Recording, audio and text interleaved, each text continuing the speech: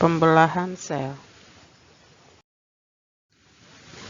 Pembelahan sel atau reproduksi sel ada dua proses pembelahannya, yaitu yang pertama pembelahan inti, ini inti, dan sitoplasma.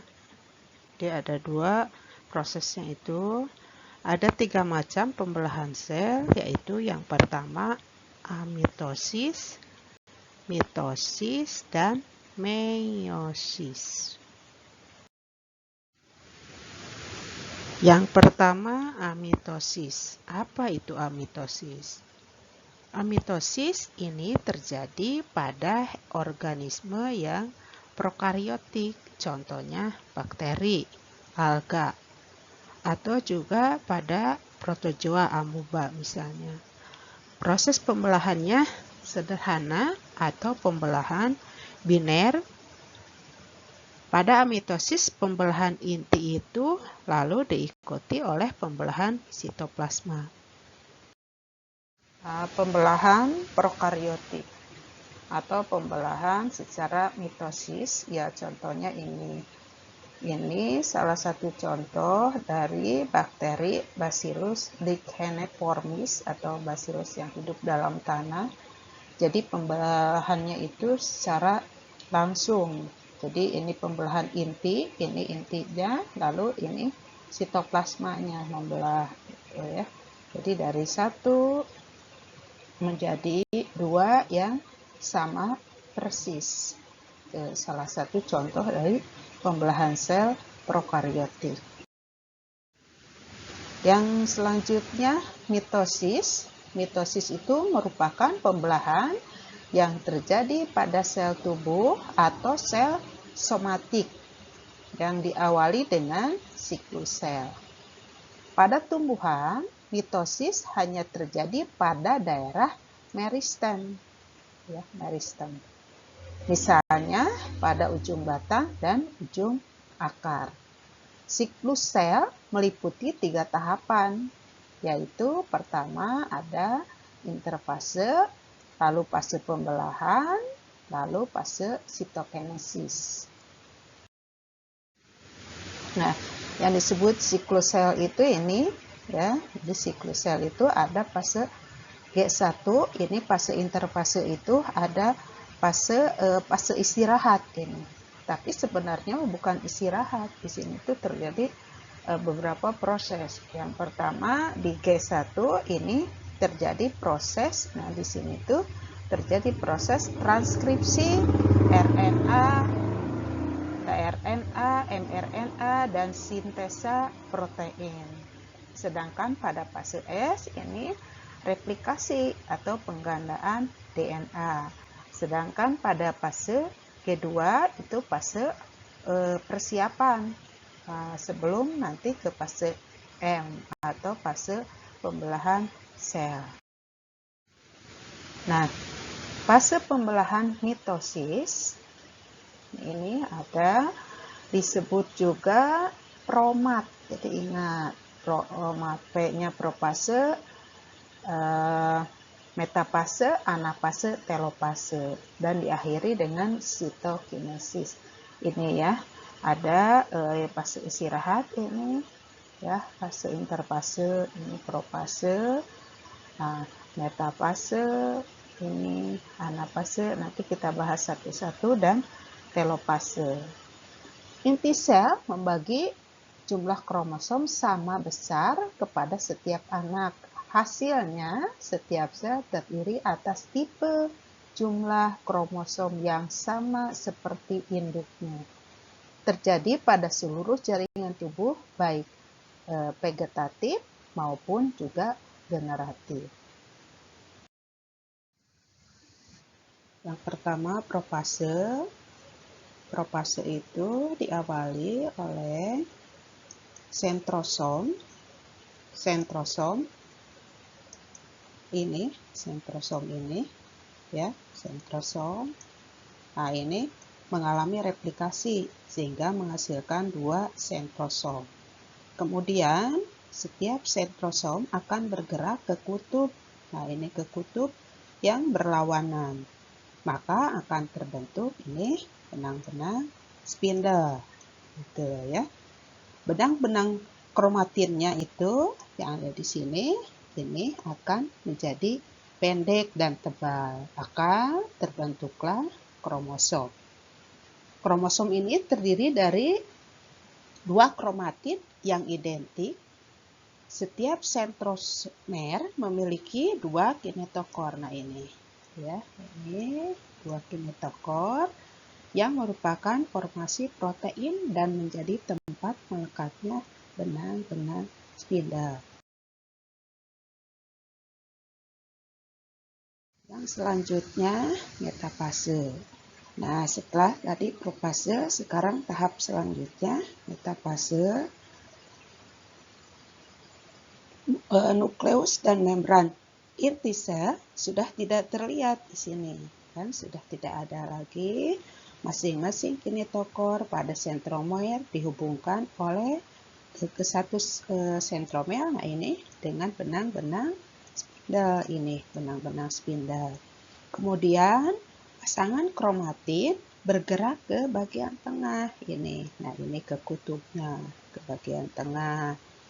Nah, posisi kromosom yang terletak pada bagian tengah sel ini membuat jumlah kromosom dapat dihitung dengan tepat dan bentuk kromosom juga dapat diamati dengan jelas. Nah, ini jadi pada saat ini kromosom bisa diamati ya ini ya.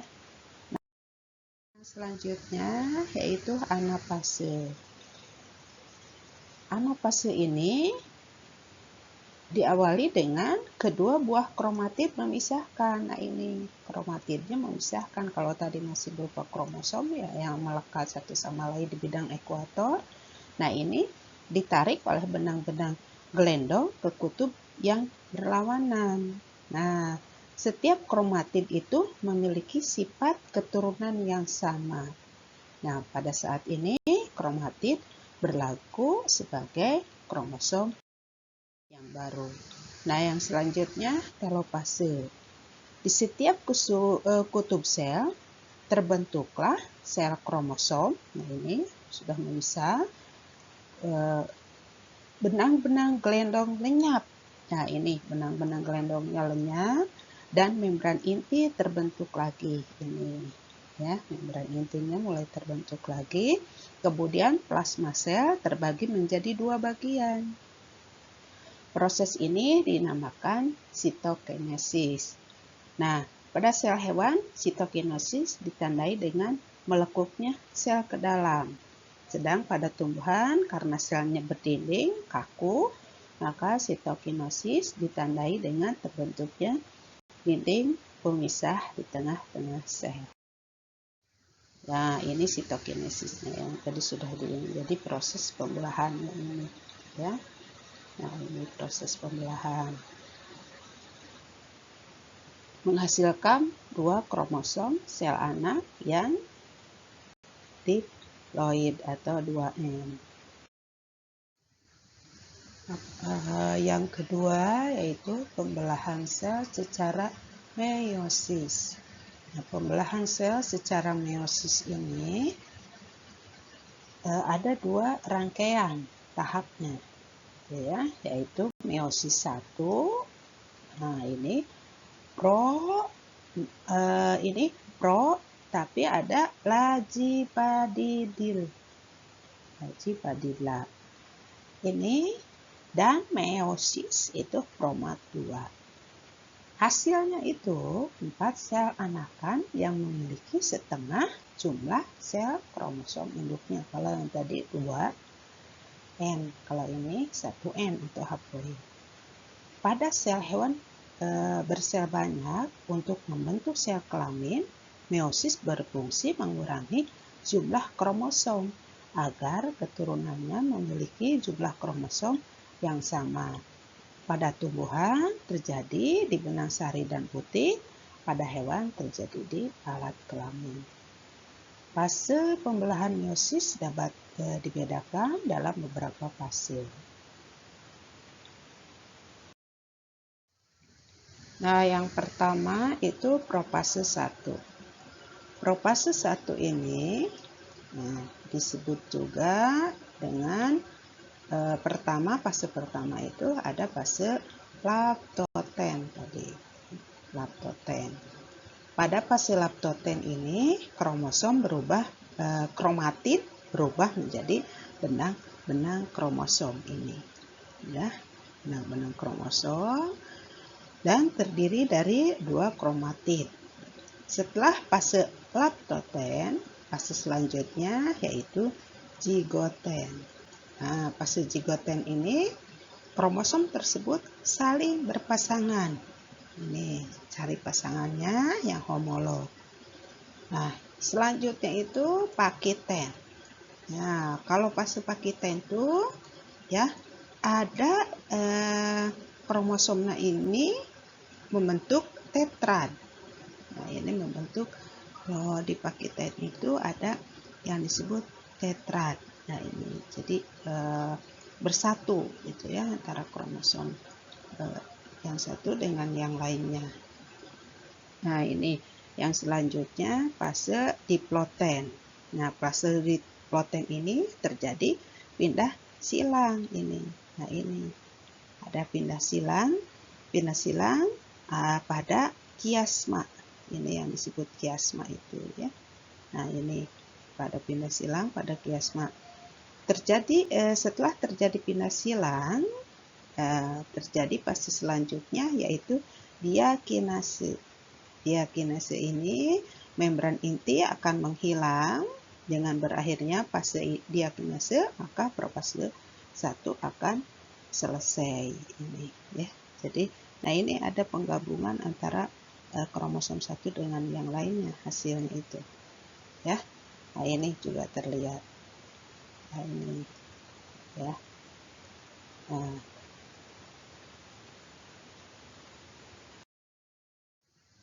Nah, yang selanjutnya metafase 1. Pada metafase 1 ini kromosom yang tadi homolog itu mulai tersusun rapi. Nah, ini ya. Mulai tersusun rapi, nanti berada di bidang ekuator gitu ya, berada di bidang ekuator. Nah, di dalam metafase ini, metafase 1, kromosom tersusun di atas lempeng metafase. Selain itu, benang-benang spindalnya menempel pada 2 sentromer yang masing-masing kromosom homolog. Yang selanjutnya anafase. Kromosom homolog itu masing-masing yang terdiri dari 2 kromatid itu saling memisahkan diri. Nah, kalau tadi kan hanya 1, kalau ini 2. Saling memisahkan diri dan ditarik oleh benang-benang gelendong ke arah yang berlawanan. Berarti jumlah kromosom setelah diparuh dari keadaan 2N itu menjadi N atau haploid. Tadi kan 2. Nah, sekarang ini sudah 1N. Gitu ya.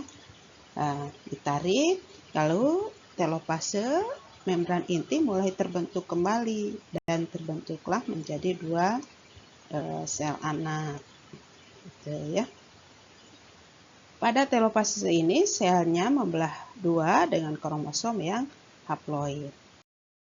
Nah, yang selanjutnya meiosis 2. Setelah tadi membelah ya 2, propase 1 benang-benang gelendong terbentuk lagi. Nah, ini benang-benang gelendongnya terbentuk lagi. Nah, metafasenya kromosomnya menempatkan diri pada bidang ekuator ini ya. Anafase 2-nya tiap kromosom membelah ya. Kromatid memisahkan diri. Ini mulai terjadi sitokinesis lagi. Ini pada anafase. Dan telopase berlangsunglah ini sitokinesis dan terbentuklah 2 atau 4 sel anak yang terbentuklah 4 sel anak gitu ini ya. Perbandingan mitosis dengan meiosis itu pertama dari tempat berlangsungnya. Kalau mitosis itu di sel somatik, sel tubuh, kalau ini di sel kelamin. Tujuannya kalau ini untuk pertumbuhan, penggantian sel yang rusak atau yang mati. Kalau ini untuk pembentukan gamet. Kandungan genetiknya ini sama pasti dengan induknya. Nah, kalau meiosis ini berbeda dengan induknya karena sudah terjadi penggabungan antara dua sel sperma dan sel telur. Nah, ini jumlah sel anaknya. Kalau ini mah 4, ini mah 2. Gitu ya. Jumlahnya itu 1 kali, kalau ini 2 kali. Jumlah kromosomnya sama dengan induknya, kalau ini ada penggabungan ya. Pindah silang kalau ini tidak terjadi, kalau meiosis terjadi.